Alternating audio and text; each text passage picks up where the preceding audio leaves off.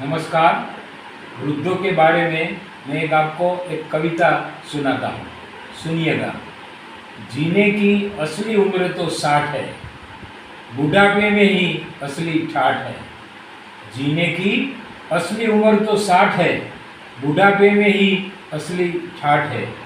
ना बचपन का होमवर्क, ना बचपन का होमवर्क, ना जवानी का संघर्ष, न 40 की परेशानियाँ, बेफिक्र और सुहानी रात है।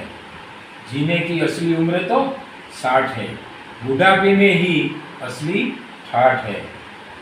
न स्कूल की जल्दी, न स्कूल की जल्दी, न ऑफिस की किटकिट, न बस की लाइन, न ट्रैफिक का झमेला।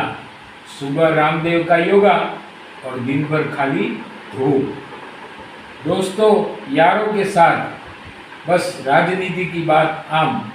जीने की असली उम्र तो 60 है, बुढ़ापे में ही असली ठाठ है।